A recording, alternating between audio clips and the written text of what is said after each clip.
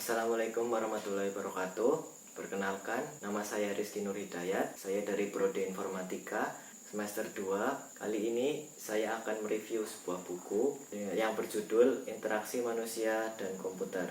Buku ini ditulis oleh Insap Santoso pada tahun 2009 dan diterbitkan oleh Andi yang beralamatkan di Jalan Beo nomor 38 sampai 40 Yogyakarta dengan nomor ISBN 978 979 29 14375. Buku ini membahas tentang aspek-aspek penting yang berkaitan dengan interaksi manusia dan komputer. Di antaranya adalah aspek manusia, aspek komputer, aspek lingkungan kerja, atau yang biasa kita sebut sebagai ergonomik. Di dalam buku ini, kita akan diajarkan untuk memahami ketiga aspek tersebut, terutama dalam kaitannya dengan membuat program antarmuka aplikasi dan pencapaian kondisi lingkungan yang nyaman.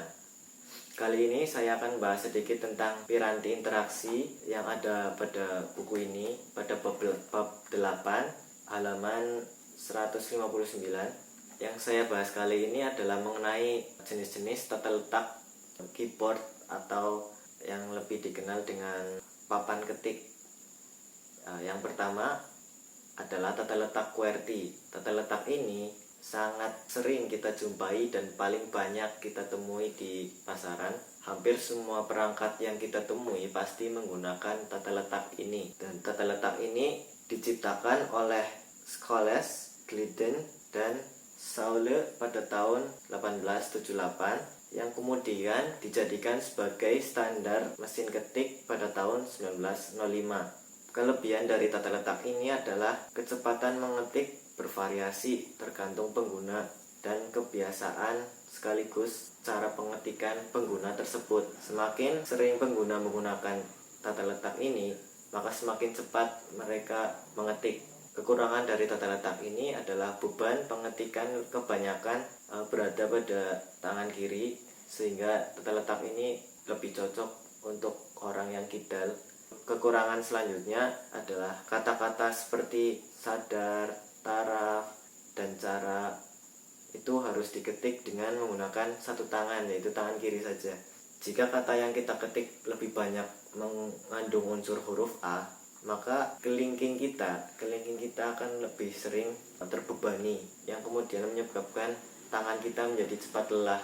Terus yang kedua adalah tata letak Dvorak. Nah, tata letak ini merupakan penyempurnaan dari tata letak sebelumnya yang diciptakan pada tahun 1932, dan tata letak ini umumnya sama bentuknya seperti dengan tata letak QWERTY. Cuman yang membedakan adalah susunan hurufnya. Susunan huruf tata letak ini disusun sedemikian rupa supaya pengetikan dengan menggunakan dua tangan lebih nyaman dan lebih efisien. Tidak ada yang diberatkan antara tangan kiri atau tangan kanan. Semuanya seimbang. Efisiensi dari tata letak jenis ini itu lebih tinggi 10-15% daripada tata letak QWERTY. Dan tata letak ini dapat mengurangi kelelahan karena ada beberapa faktor ergonomik yang ditanamkan dalam tata letak ini. Kekurangan tata letak ini adalah tidak cukup populer di kalangan masyarakat karena masyarakat lebih familiar dengan tata letak QWERTY.